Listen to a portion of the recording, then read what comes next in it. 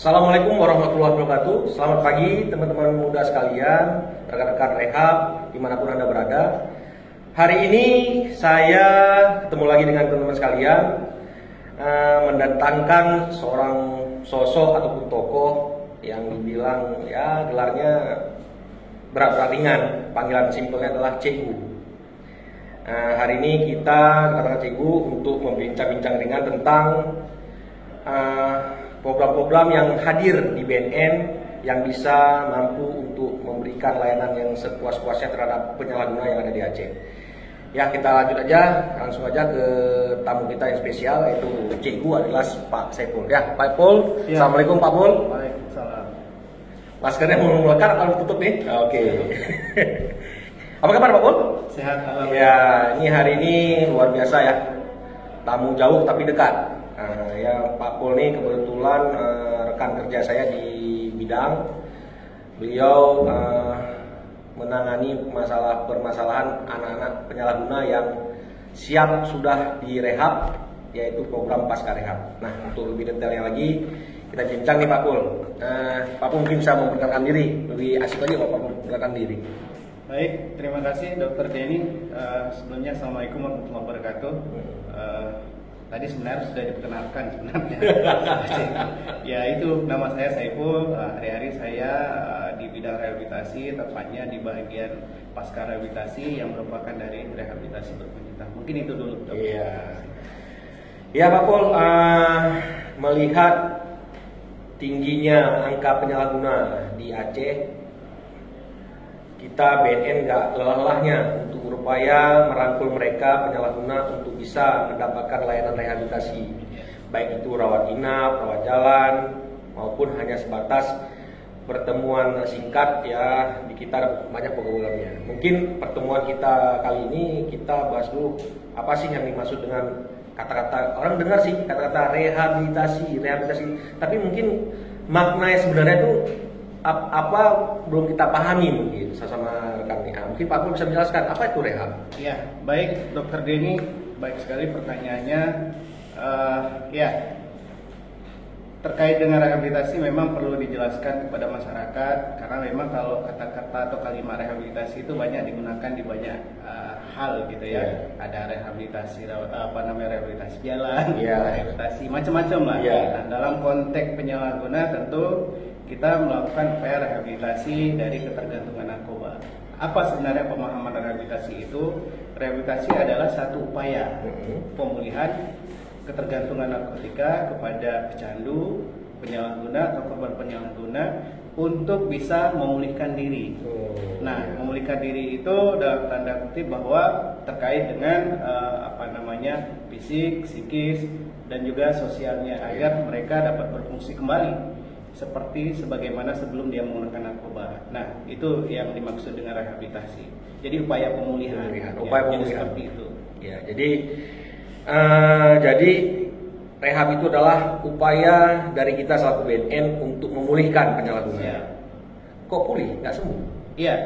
Kenapa bahasa pulih? Karena memang pada satu ketika dia akan kembali kemungkinan menggunakan narkotika. Kalau dalam istilah programnya itu kembali relapse. Nah, oleh karenanya rehabilitasi ini sebenarnya upaya untuk bagaimana memberikan keterampilan kepada klien kita, penyalahguna kita sebut klien, sehingga dia punya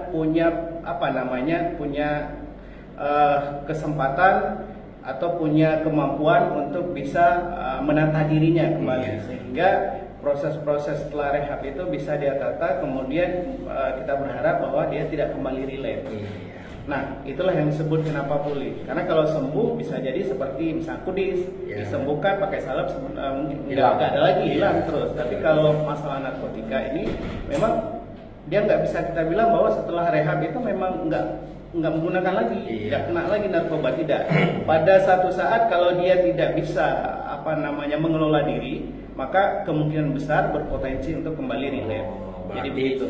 Program yang akan diterima oleh klien, pasien ini klien sebenarnya, klien akan terus-menerus mendapatkan layanan. Ya. Oke, kalau begitu Pak Pul, berarti pulih, kenapa pulih nggak sembuh itu artinya. Nah, jadi dasar-dasarnya apa ini kita BNN ini hadir untuk bisa merehab mereka? Apa dasar hukumnya? Tentu karena kita lembaga pemerintah atau siapa atau baik swasta, setiap melakukan aktivitas tentu harus punya landasan hukum, landasan hukum. Nah, tentu sama-sama kita tahu bahwa terkait dengan rehabilitasi ini tentu dasar hukum yang paling utama adalah Undang-Undang 35 tahun 2009. Nah, jelas di pasal 54 disebutkan bahwa pecandu atau penyalahguna narkoba itu wajib menjalani rehabilitasi medis atau rehabilitasi sosial. Jadi di sana dikatakan wajib. Nah, kalau kita katakan wajib maka harus bagi seorang penyalahguna, pecandu, korban itu untuk direhabilitasi. Nah, itu satu. Yang kedua juga ada peraturan pemerintah terkait dengan peraturan pemerintah nomor 25 tahun 2011 terkait dengan bagaimana orang-orang lembaga-lembaga bisa melaporkan diri di IPWL, Institusi Penerima Wajib Lapor. Kemudian juga ada regulasi terkait dengan peraturan Presiden nomor 23 tahun 2010 terkait dengan topoksinya BNN terkait dengan rehabilitasi ini. Nah, kemudian untuk tingkat lokal juga kita punya kanun nomor 8 tahun 2018 terkait dengan fasilitasi pencegahan penyalahgunaan narkotika. Jadi secara regulasi sebenarnya sudah sangat mendukung untuk bagaimana para pihak itu menyelenggarakan program rehabilitasi sehingga wadah untuk rehabilitasi ini bagi penyalahguna, korban penyalahguna itu ada gitu. Nah, kita berharap ini bisa diupayakan sebagaimana tertuang di dalam regulasi itu gitu. Itu dasarnya luar biasa ya, terhafal semua Pak boleh? Luar biasa. Jadi setelah kita mengetahui rehab, landasan hukumnya, dasarnya kita ketika dengan landasan itu kita hadir, BNN ini hadir dengan masyarakat. Nah, kira-kira nih orang-orang apa saja yang bisa mendapatkan layanan tersebut? Yang dimaksud undang-undang tadi. Iya, dalam undang-undang itu jelas disebutkan bagi penyalahguna, korban penyalahguna, dan pecandu narkotika. Nah, tiga kelompok ini wajib untuk dilakukan rehabilitasi.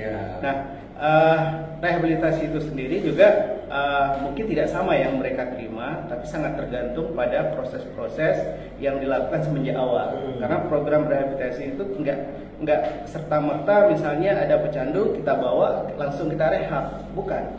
Tapi kita lihat dulu, kita intervensi dulu sejauh mana mungkin penyalahgunaan dilakukan sehingga baru disusun rencana terapi sehingga benar-benar persoalan kecanduannya itu bisa tertangani dengan baik. Baik, benar. Berarti itulah orang-orang yang akan mendapatkan fasilitas layanan rehabilitasi sesuai dengan aturan undang-undang tadi.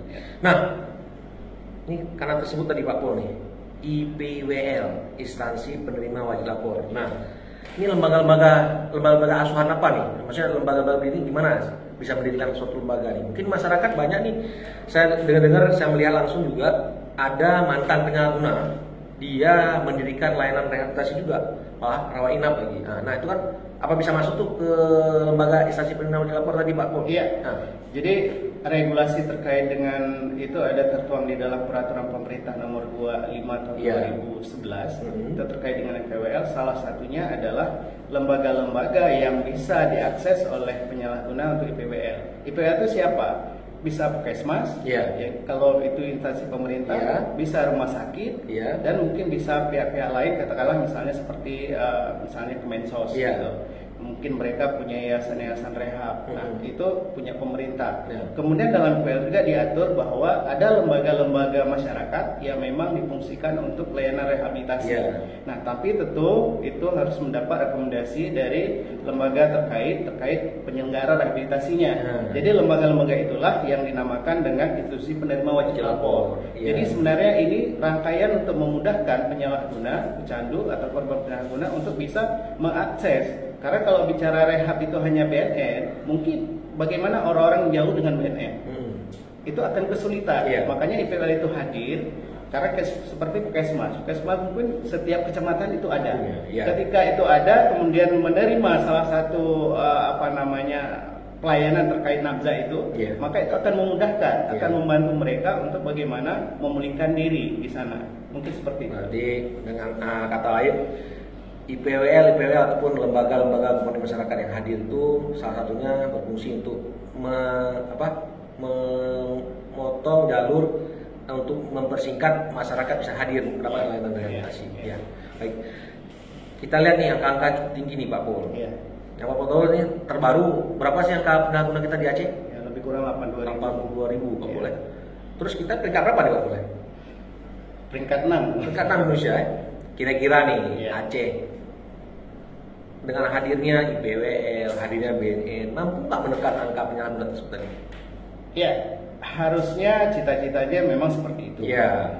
Tapi hari ini kan memang yang terlihat di di lapangan bahwa tidak semua penyalahguna atau mungkin keluarga penyalahguna mampu mengakses itu. Iya. Memang banyak hal yang membuat kenapa seperti itu. Mhm. Salah satunya mungkin pemahaman orang-orang di luar sana, Iya. keluarga atau siapapun terkait dengan rehabilitasi itu masih minim, Iya. sehingga ketika dia temukan hal seperti itu maka tidak tahu melakukan apa. Iya. Padahal dengan kehadirannya IPWL ini sebenarnya ini kan sudah memberikan satu ruang, Iya. mempercepat akses bagaimana orang-orang yang kita sebutkan tadi pernah menyalahgunakan narkoba supaya tidak berkelanjutan, maka bisa akses di sana. Nah, ini belum ada. Mhm. Nah, memang kalau bicara bisa menurunkan, kemungkinan bisa kalau seandainya itu bisa difungsikan. Iya. Kesmas tadi gitu kan, rumah Bisa sakit difungsikan semua. semaksimal, Iya, optimal mungkin. iya. Ya.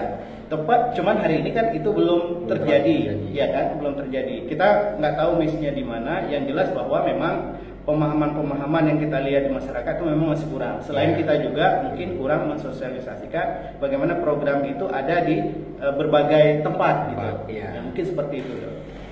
Arti dibilang, dengan saya dengar gitu, dibilang susah, enggak juga, dibilang ringan, berat, tapi itulah tanggung jawab kita Pak Boleh. Jadi dengan hadirnya mereka cukup sangat membantu masyarakat untuk bisa mendapatkan akses layanan rehabilitasi. Ya. Nah Pak Bol, rehabilitasi otomatis kan punya tahapan-tahapannya nih. Ya. Mereka masuk, apa aja dilakukan, apa aja didapatkan. Nah, bisa nggak Pak Bol jelaskan Ya. kira-kira Pak? Ya, baik, terima kasih Dokter ini. Jadi bagi seorang Tapi taruh Pak Bol, ini jangan kaku kita nih. Kopi, susu, Milo, kue-kue udah ada. Sambil ngobrol nih Pak Bol. Boleh. Kalau nggak dingin nggak enak.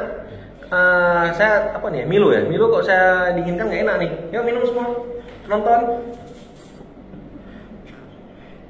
Jangan kaku Pak Bol. Dan kebetulan nih hari ini entah kebetulan entah enggak ya. Bisa ada undi-undi Pak Bol. Siap. Apa Pak Bol? Silakan. Silakan Pak Bol. Iya, jangan ini kali. Namanya juga ada kan. Ini bukan properti kan? Asli kan? Oke. Oke. Camilan apa makanan? Waduh, isunya nggak ada nih. Udah apa lah, dia aja. Kembali ke pembahasan tadi Pak. Mereka masuk, klien masuk, kan tahapan-tahapannya tuh. Nah, kira-kira Pak bisa jelasin? Ya, baik. Saya perlu jelaskan dulu begini. Setiap penyalahguna, Iya. pecandu atau korban penyalahguna Iya. itu salah satu upaya yang paling memungkinkan untuk mereka Iya. pulih itu rehabilitasi. Iya. Lalu pertanyaan berikutnya, bagaimana rehabilitasi itu bisa dilakukan, Iya. gitu kan? Nah, tahapan rehabilitasi itu tentu yang paling pertama adalah screening dan assessment. Iya. Nah, screening ini diperlukan untuk melihat sebenarnya ada tidak bagi penyalahguna itu mengandung zat yang tadi katanya dia pecandu, gitu Iya. ya. Karena tidak semua juga bahwa ketika misalnya katakanlah keluarga meyakini bahwa anaknya atau keluarganya Iya. sebagai Ya, pecandu. pecandu. Mungkin karena dia mengetahui dari sisi apa yang dia lihat gitu. Nah, ketika dia bawa ke kita ke tempat layanan rehabilitasi baik BNN ataupun bukan BNN. Iya. Nah, hal yang paling utama itu screening. Iya. Untuk memastikan ada nggak untuk mencocokkan antara yang disampaikan dengan bukti yang nyata terkait dengan kecanduannya ada atau tidak. Nah, hal itu yang paling utama dilakukan. Nah, berikutnya adalah melakukan assessment. Iya. Jadi ketika kita tahu program dia mengandung zat, nah zat ini bisa katakanlah sabu. Iya. Nah, sabu itu berapa lama dia gunakan, berapa dosis seterusnya dan segala macamnya Iya. itu kita bisa tahu di assessment. Karena assessment itu selain itu juga kita ingin tahu lebih jauh kecanduannya, juga mungkin kita ingin gali hal-hal lain terkait dengan kondisi si pecandu itu sendiri. Nah, dengan seperti itu itu akan memudahkan dalam penyusunan rencana terapi. Nah, berikutnya setelah itu dilakukan, kita lakukan lagi penerimaan awal. Setelah kita kumpulkan, kemudian kita lakukan penerimaan awal. Nah, segala penerimaan awal sudah kita lakukan, berikutnya adalah kita lakukan yang namanya penyusunan rencana terapi. Tadi screening, assessment, dan penerimaan awal itu sebagai bukti administratif bahwa si A, si B yang klien tadi itu sudah kecanduan seberapa parah dan seterusnya. Kemudian disusun rencana terapi. Rencana terapi itu apakah rawat jalan, rawat inap, atau sekedar mungkin intervensi singkat. Jadi tidak semua sama bagi seorang penyalahguna itu dalam menempuh rehabilitasi. Nah, setelah itu baru dilakukan layanan rehabilitasi. Nah, layanan rehabilitasi kalau memang rawat jalan maka dilakukan rawat jalan. Nah, rawat jalan itu dilakukan dengan beberapa kali pertemuan yang sifatnya bisa pulang karena rawat jalan. Kemudian kalau memang parah kecanduannya, dari unsur-unsur yang ada itu menunjukkan bahwa nggak mungkin rawat jalan, maka kita lakukan rawat inap. Nah, rawat inap itu sendiri juga banyak metodenya. Ada metode 3 bulan, 6 bulan, dan seterusnya. Tergantung seberapa parah penggunaan narkotika dia. Nah, setelah itu baru terminasi dengan program pasca rehabilitasi. Nah, tadi di awal ada pertanyaan apakah ini bisa kembali menggunakan atau tidak, tergantung di program pasca rehabilitasinya. Karena penelitian juga menunjukkan bahwa dari 10 orang penyalahguna yang direhabilitasi, 7 orang itu kemungkinan besar relapse. Oleh karenanya penting sekali program-program aftercare yang membuat dia itu tidak lagi mengarah ke penggunaan narkotika. Nah, karena di sana di program pasca rehabilitasi juga diupayakan bagaimana reintegrasi ke lingkungan sosialnya, kemudian juga dibekali produktivitasnya, kemudian juga diupayakan hal-hal terkait dengan prevention relapse-nya. Jadi hal ini diupayakan semua dalam rangkaian klien ini benar-benar pulih, dan kita harapkan memang tidak menggunakan kembali. Nah, singkatnya seperti itu metode ketika dia melakukan rehabilitasi. Tadi menarik nih, tahapan-tahapan rehabilitasi menarik nih. Screening, penerimaan awal. Screening itu kita tandai dia penyalahguna, apakah dengan orang melaporkan dia atau memang gimana tuh program screening? Tidak. Jadi screening itu tentu ketika dia melaporkan diri ke kita, langkah utama itu screening. Screening. Apa sih dilakukan screening itu, Pak? Nah, di screening itu mengidentifikasi dengan kita sudah punya tool, yang tool itu sudah diakui WHO. Nah, dengan tool itu ingin dilihat kandungan narkotikanya. Nah, ada gini Pak. Kandungan tadi itu bisa terdeteksi dengan apa tuh? Apakah dengan tanya jawab? Apakah melakukan pemeriksaan apa? Jadi ada 2 metode sebenarnya. Nah, itu yang penting-penting. Jadi screening itu ada 2 metode. Yang pertama langsung tes urin. Tes urin itu untuk melihat bahwa zat apa yang digunakan. Kemudian juga untuk mendalami secara lebih jauh terkait dengan penggunaan zatnya. Itu melalui wawancara tool tadi. Itulah namanya screening. Ada ASIS, ada DASTEN, ada banyak metodenya. Jadi seperti itu. Itu tahap awal ya. Screening tahap awal. Tes urin sama hasil tes urin apa wawancara langsung. Nah, setelah tahap awal ini dapat nih, terus kita lakukan apa nih? Asesmen tadi. Asesmen dilakukan oleh orang-orang yang sudah terlatih, yang disebut dengan asesor ya masalah. Udah asesmen, sudah tanya jawab di asesmen, sudah lakukan sesuai dengan tool yang tadi. Terus si klien ini kan mendapatkan layanan nih, rehabilitasi. Apakah dari hasil tadi, apakah dia rencana terapinya adalah rawat inap atau rawat jalan? Nah, ini paling penting nih Pak Pol.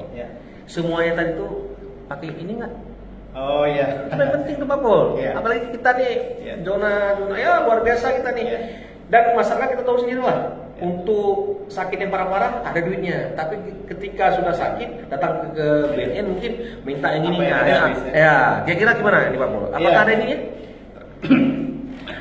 Agak berat, mungkin agak berat jawabnya. Apa? Nampaknya ada sesuatu nih. Nah, makanya saya mau tanya nih, biar masyarakat, kawan-kawan teman-teman kita ini tahu gratis kah ya? Berbayar nggak? Bicara berbayar ini. Jadi terkait dengan pembiayaan terkait layanan rehabilitasi, kalau itu di BNN tentu itu tidak dipungut biaya. Itu di BNN, berarti kalau di BNN punya tidak berbayar. Karena kenapa saya bilang BNN? Karena memang kita hari-harinya di BNN. yang saya tahu juga, misalnya seperti kalau rawat inap di rumah sakit jiwa Aceh, Ya. itu juga gratis. kalau saya Gratis. bilang. Asalkan mereka punya kartu PBI, bagi yang masyarakat miskin. Iya. Nah, selebihnya di Puskesmas kalau di PWL tadi itu Iya. mungkin dia menggunakan kartu ASKES juga. ASKES atau Nah, BPJS. ya, ini kan gratis ya. Iya, gratis. Ini gratis. Nah, kalau seandainya mau merehab inap selain di institusi pemerintah yang saya sebutkan Iya. tadi, mungkin mau di komponen masyarakat, mungkin berbayar. Oh, berbayar. Nah, variasi bayarannya itu tergantung bagi penyelenggara itu sendiri. Iya. Nah, makanya kita berharap ketika ada lembaga yang bisa memberikan rehabilitasi gratis, ya kita pikir masyarakat harusnya bisa memanfaatkan itu. Iya. Nah, kita bukan mau bilang bahwa hanya bawa ke BN, bukan. Iya. Ya, artinya di mana yang paling mungkin bagi mereka. Artinya rehab ini tersedia tergantung pilihan bagi masyarakat seperti apa. Iya. Kalau memang miskin sudah punya jalur gitu ya. Kalau misalnya dia mungkin mau lebih eksklusif sedikit terkait rehab, mungkin dia bisa ke komponen masyarakat. Iya. Artinya bahwa kita yang kita punya itu tetap gratis. Gratis ya. Ya. Nah, ini dia yang paling penting. Bahasa ini paling penting. Yang harus dikunci. Rehabilitasi milik kepemilikan dari BNN gratis Pak Boleh. Iya. Gratis ya. Ya. Nah, mudah-mudahan ini bisa menjadi informasi bagi masyarakat bahwasanya kita hadir, BNN hadir memberikan pelayanan rehabilitasi, baik kita baru rawat jalan ya. Ya. Saya dengar mau rawat inap tadi Pak Boleh. Ya, kita doakan seperti itu. Iya. Karena memang komplainnya kan seperti itu. Kita Iya. tahu bahwa Aceh ini jauh dengan Medan, Iya. jauh dengan Jakarta, jauh dengan yang lain gitu, Iya. provinsi lain. Jadi kalau seandainya kita bisa upayakan itu akan lebih bagus, Iya. gitu ya. Tapi memang saat ini kita memang hanya menyelenggarakan rawat jalan.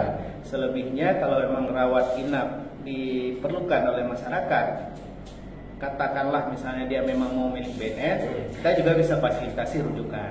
Artinya, mananya tuh Pak Pur? Iya, itu ada di 6 tempat kalau Iya. di Indonesia ini. Yang paling dekat kalau dengan Aceh itu ya Deli Serdang, Deli Serdang. lokal Deli Serdang, kemudian Batam, kemudian Itu Pak Pur dari Sedang berdekat tuh gratis tuh. Iya, rehabnya gratis. Rehabnya gratis. Iya. Nggak difasilitasi misalnya layanan untuk jemput, antar. Enggak. Nah. Jadi masalah antar jemput itu kita hanya menyampaikan ke keluarga bahwa kalau memang mau punya BNN rehab inap ada di Deli Serdang. Iya, terdekat di Masalah bagaimana dia pergi kita hanya menyampaikan. Iya. Kita hanya menyampaikan teknisnya seperti apa, bisa diantarkan langsung sendiri. Nanti di sana kita fasilitasi melalui telepon Iya. untuk dijemput oleh pihak pihak Deli Serdang. Deli Serdang, ya. Ya, lokal Deli Serdang. Ya, ini penting juga nih saya harus tanya sama Pak Pur. Karena gini, gaul-gaul luar sana kan gratis, tapi kok ada masalah dengan Iya. mau berbayar. Iya.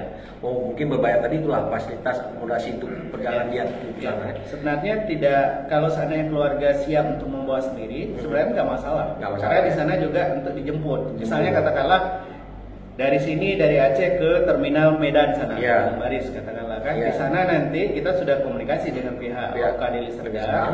Nanti mereka ada mobil jemput. Oh. Jadi nggak repot sebenarnya. Iya. Cuman kan persoalan hari ini kan keluarga itu kadang khawatir kalau Iya. dibawa sendiri. Iya.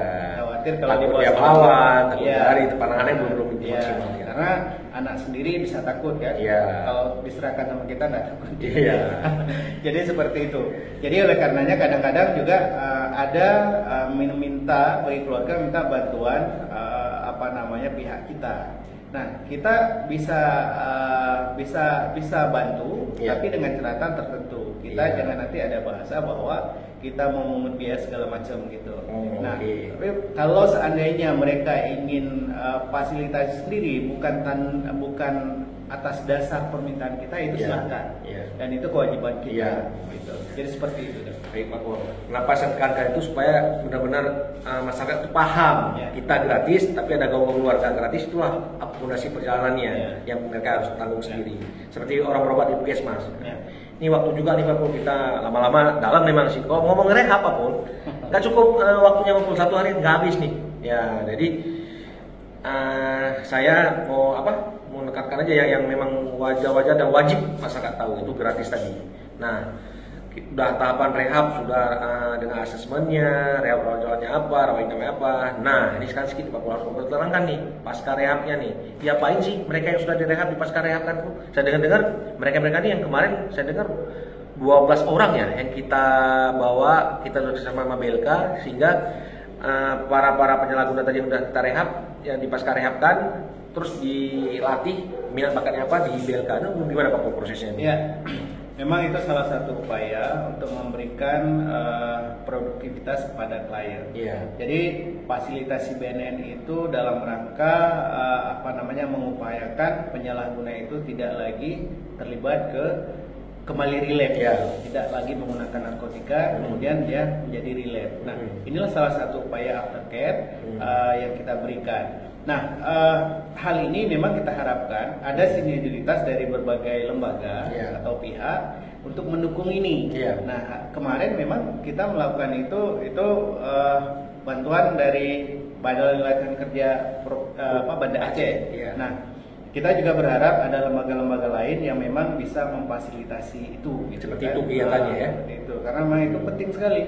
Karena kan alasan klisenya setiap penyalahguna itu kembali relapse selalu yang disampaikan itu kan bahwa saya tidak punya kesibukan, saya tidak punya pekerjaan. Nah, oleh BNN memfasilitasi itu sehingga dia punya keterampilan, kemudian dia kita harapkan bisa berkreasi di luar sana nanti. Itulah satunya dengan adanya kegiatan-kegiatan seperti itu, tentu dia akan menyibukkan diri di situ, sehingga tidak lagi bergaul mungkin dengan teman-teman yang dulu, gitu kan. Nah, sehingga dengan sendirinya bahwa yang tadinya kalau ada 80 penyalahguna mungkin sudah berkurang dengan itu.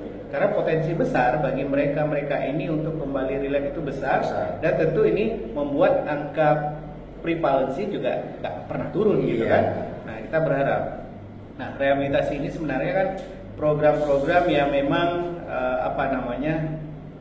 program P4GN yang salah satunya pendekatan soft power approach tadi kan. Nah, karena memang program rehab ini program yang membuat proses kesadaran penyalahguna ini diupayakan kembali ada gitu kan. Nah, seperti itu. Nah, oke itu Pak Pul. Itu kalau kita cerita-cerita tentang kegiatan yang memang ada di BNN, di dalam dirinya BNN, di dalam gedungnya BNN. Ada nggak kegiatan yang rehabilitasi itu ada actionnya dari BNN tapi di luar ke kantor atau di luar klinik dari BNN, tapi memang langsung dirasakan oleh masyarakat. Program apa itu? Jadi BNN itu sebisa mungkin mendekatkan program-program di bidang rehabilitasi itu di masyarakat. Salah satunya program yang terkait dengan rehabilitasi masyarakat itu kita upayakan ada intervensi berbasis masyarakat. Nah, memang program ini tidak murni rehabilitasi, tetapi paling tidak rehabilitasi dini. Artinya begini, di desa-desa atau di kampung-kampung itu yang jauh dengan kota barangkali banyak penyalahguna di wilayahnya. Nah, ketika ingin melakukan sesuatu, maka mungkin banyak hal di sana yang buat kendala. Salah satunya juga biaya keberangkatan. Kemudian juga pemahaman-pemahaman yang memang tidak ada. Sehingga penanganan dini itu tidak ada. Jadi dengan ada IBM ini, paling tidak itu bisa mengupayakan sesuatu itu paling enggak secara cepat gitu ya. Ketika ada sesuatu itu misalnya yang lebih berat dari itu, mereka juga tahu harus berpikir seperti apa gitu. Jadi tetap BNN memikirkan bagaimana program-program yang memang menyentuh ke masyarakat dari sisi rehabilitasi itu. Salah satunya program IBM itu tadi. Jadi dilatih kalau bahasa istilahnya agen pemulihan. Kemudian diberikan pembekalan sehingga mereka memahami program rehab itu seperti apa. Kalau ada pecandu di wilayahnya itu apa yang harus dilakukan. Nah, ini diberikan pemahaman seperti itu sehingga perpanjangan tangan kita itu ada di sana. Dan itu sangat memudahkan bagi teman-teman pecandu atau penyalahguna baik mencoba-coba ataupun yang lain itu bisa tertangani secara dini di sana. Menarik nih IBM tadi Pak Pul. Kan apapun cerita, kita kan berupaya masyarakat tuh harus paham dan tahu mau kemana ketika mendengar ada penyalahguna di sekelilingnya. Nah, IBM ini menarik nih.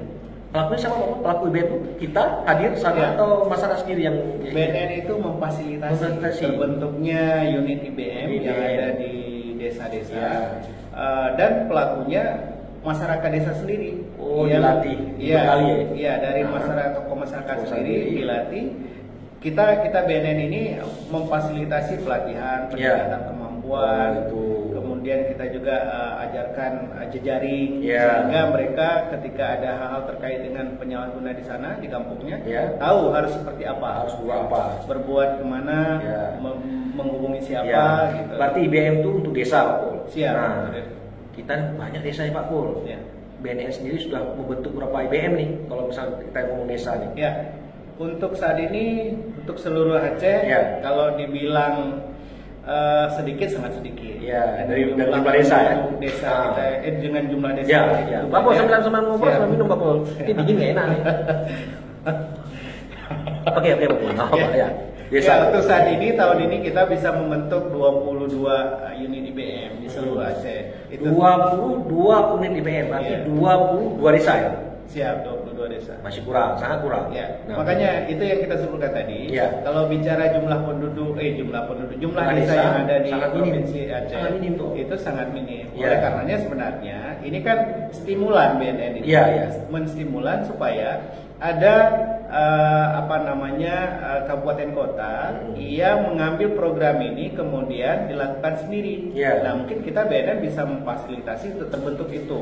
Tapi segala sesuatunya itu dibiayai oleh kabupaten sendiri. Kita berharap ke sana sebenarnya. Harapannya kita menstimulus desa sehingga desa bisa mandiri dengan pendanaan sendiri bisa melakukan action kegiatan seperti yang kita maksud tadi presentasi. Nah itu sangat mungkin untuk dilakukan di desa. Karena memang kan sebenarnya di desa itu ada program-program sosialisasi narkoba. Nah kalau bicara sosialisasi itu kan sebenarnya mungkin lebih umum lebih umum. Karena kalau bicara era modern sekarang, kalau orang mau tahu apa itu narkoba, bagaimana menjual narkoba, tinggal buka HP saja kan, bisa akses Google, dapat dia seperti apa. Tapi untuk penanganan langsung di desa itu yang belum. Nah, oleh karenanya dengan IBM ini sangat dimungkinkan untuk bagaimana melakukan action yang memang tepat sasaran. Saya pikir seperti itu. Mengena Kita di BNP Aceh sendiri 1, 2, 3 IBM? Kita di BNP Aceh ada 1. Di mana tuh? Ada di Blangkrung. Blangkrung berarti Aceh besar ya? Siap. Kita karena wilayah cakupannya Aceh besar ya? Blangkrung, Kecamatan Baitul Salam. Itu binaan BNP apa binaan BNK? BNP ya. Rame kliennya Pak? Pasien yang rame? Untuk IBM yang difasilitasi oleh BNP itu ada di Desa Blangkrung, Kecamatan Baitul Salam, besar. Itu tadinya kita cuma menargetkan hanya 15 klien. Tapi dalam perjalanannya kita bisa melakukan intervensi itu ke 33 klien. Luar biasa. Jadi luar biasa memang capaiannya. Namun itu belum selesai sebenarnya. Setelah program kita, bahkan ada yang mau masuk lagi ke IBM, tetapi karena memang kita sudah ending, sudah mendekati akhir tahun, jadi untuk masuk yang kemarin itu kita nggak masukkan lagi di kuota itu, tapi kita berharap dan sudah ada kesepakatan dengan desa bahwa tahun depan itu akan dimandirikan dengan dana desa, dan itu salah satu yang menjadi klien IBM nantinya. Nah ini supaya nggak rancu nih Pak Pul, karena tadi Pak Pul mengatakan 33 orang yang kita terima laporan masyarakat dan yang mampu kita fasilitasi klien di sana 15 orang. Nah ada lagi yang masuk nih. Kira-kira yang masuk tolak apa tetap diterima atau gimana tuh Pak Pul? Jangan nanti gini bias nih bahasanya, karena berarti BNN kerja atas dasar ada kuotanya, nggak ada kuotanya kan kita kan melayani masyarakat sepenuh hati. Prinsip penyelenggara rehabilitasi apapun namanya, apakah itu IBM, rawat jalan, atau rawat inap, kita tidak boleh menolak hire. Nah, tapi dalam hal yang lain bahwa terkait dengan waktu kita juga perlu pertimbangkan supaya sinkronisasi program itu tidak putus.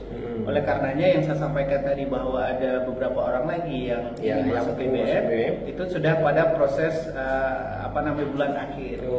Sehingga ini akan menyebabkan programnya terputus. Sehingga kita sudah upayakan komunikasi dengan pengelola unit IBM bahwa lebih bagus di awal tahun depan itu menjadi masuk kembali gitu. Berarti bukan tolak ya, bukan tolak. Oke Pak Pul, ini menarik memang. Kalau ceritanya nggak habis-habisnya nih. Jadi udah kita ceritakan rehab itu apa, dasar landasannya apa, tahapan-tahapannya apa, orang yang mendapatkan layanan itu apa, ya kan? Nah, ini penutup untuk Pak Pol nih. Ada nggak pesan-pesan apa yang bisa Pak Pol sampaikan kepada rekan-rekan yang nonton ataupun yang nanti melihat YouTuber kita nih? Mudah-mudahan naik rating YouTuber kita nih. Minimal ya kita di bawah atar lah. Ricis dan nikah kan kita bawah atar lah ya kan? Atau bisa di YouTuber ya kan? Ya. Nah, Pak Pol apa nih pesan-pesan Pak Pol yang bisa harapkan? Ya, baik, saya memanfaatkan momen ini ingin menyampaikan kepada khalayak bahwa rehab itu penting. Ya. Rehab itu salah satu memanusiakan manusia, yang terutama sudah pada taraf kecanduan. Ya. Oleh karenanya, bagi masyarakat jangan biarkan bahwa ketika dia melihat atau bahkan sendiri keluarganya ada, jangan biarkan dia sampai terus-menerus seperti itu. Ya. Jadi hari ini bukan lagi zamannya bahwa ketika ada kasus di rumah, terutama terkait narkoba, didiamin karena takut aib segala macam. Nah, ini bukan zaman lagi, bukan zaman lagi. Oleh karenanya lembaga rehab sudah banyak, BNN juga menyediakan layanan gratis segala macam. Oleh karenanya manfaatkan ini, manfaatkan ini. Kalau memang tidak ada keluarga, mungkin ada orang dilihat sudah mengalami kecanduan, upayakan fasilitasi kepada lembaga-lembaga penyelenggara rehabilitasi. Sehingga dengan demikian kita berharap proses angka penyalahguna itu bisa turun. Dan itu juga membuat mungkin pengaruhnya kan lebih panjang ya, lebar, bisa kemana-mana. Karena bagi seorang penyalahguna, selain kecanduan juga bisa masalah kriminalitas dan segala macam. Mungkin ke media-media sering kita dengar, kita lihat bahwa terjadi begini begitu, itu ujung-ujung waktu diselidik bahwa dia penyalahguna. Nah, kita berharap masyarakat tidak lagi mendiami ini. Jadi manfaatkan hal-hal seperti ini untuk kebaikan. Terutama kita berharap bahwa ini semuanya jalan menuju surga kita. Amin. Luar biasa nih Pak Pol. Karena waktu juga kita kan panjang lebar juga intinya nggak ada, blank juga orang kan. Jadi mudah-mudahan apa yang menjadi topik kita hari ini bisa menjadi suatu pemandangan bagi masyarakat sehingga ini BNN hadir bidang rehab ini loh. Nah, jadi bagus nih. Satu yang saya petik dari kata terakhir Pak Pol nih, memanusiakan manusia. Orang yang penyalahguna mungkin dianggap sudah pemikirannya lari kemana-mana, sehingga kita ini hadir mengembalikan fungsinya. Ini program rehab tadi. Baik Pak Pol, makasih banyak nih. Tapi karena waktu juga, dan ini karena kita lagi lomba-lomba pantun nih Pak Pol di BNN nih. Nggak ada salahnya kita mengakhiri dengan pantun. Mudah-mudahan Pak Pol bisa balas pantun saya nih. Ya, pantun kita, pantunnya berbunyi begini Pak Pol. Tadi saya mikir tadi, takut salah bacanya nih. Kakek-kakek jalan ke pasar, membeli ikan di pinggir jalan. Jangan anggap rehabilitasi sukar. BNN hadir gratis dengan rehab rawat jalan. Malu ini karena Mas nih, malu kita bisa ikut di kontes BNN buat pantun, bahas pantun ya kan? Karena sudah diminta balas ya, sebisa mungkin saya coba balas. Martabak telur dicampur kepiting. Martabak campur cakep. Itu adanya di PD Jaya. Jauh Pak. Iya, jauh. Rehabilitasi itu penting untuk memulihkan pecandu narkoba. Cakep. Ya, baik Pak Pol, makasih banyak atas waktunya bincang-bincang kita. Kalau memang cukup sih nggak cukup, saya panjang lebar sebenarnya apa yang kita bicarakan, kita bahas sehingga masyarakat luas memahami hadirnya kita ini BNN ini di dalam masyarakat itu apa, sehingga bukti nyata dirasakan masyarakat. Mudah-mudahan dengan program terakhir Pak Pol tadi, IBM intervensi berbasis masyarakat, bisa mengenal langsung ke tokoh dan ke dalam masyarakat itu sendiri. Melalui itu yang kita harapkan sehingga bisa menekan angka penyalahguna. Nah, kalau Pak Pol tadi memanusiakan masyarakat, kalau saya selaku host juga punya kata tahu doner, karena saya selalu berprinsip ini, kita bisa bukan karena kita pintar, tapi kita bisa karena kita mau. Itulah BNN hadir untuk masyarakat. Baik, masyarakat umum saya, rekan-rekan semua, akhir dari bincang-bincang kita ringan tapi berat sih. Berat. Beratnya apa? Kami takut nggak bisa masyarakat mendapatkan layanan yang sempurna dari kami. Nah, Untuk itu mudah-mudahan apa yang dikatakan oleh Pak Apul tadi bisa menjadi langkah-langkah ke depan sehingga masyarakat bisa merasakannya. Baik, itu aja kawan-kawan. Tunggu di session berikutnya, kita akan hadirkan para narasumber ataupun tokoh-tokoh yang kita ajak adalah bisa langsung menyentuh masyarakat. Terima kasih banyak Pak Apul untuk waktunya. Saya akhiri teman-teman sekalian. Assalamualaikum warahmatullahi wabarakatuh. Waalaikumsalam warahmatullahi wabarakatuh.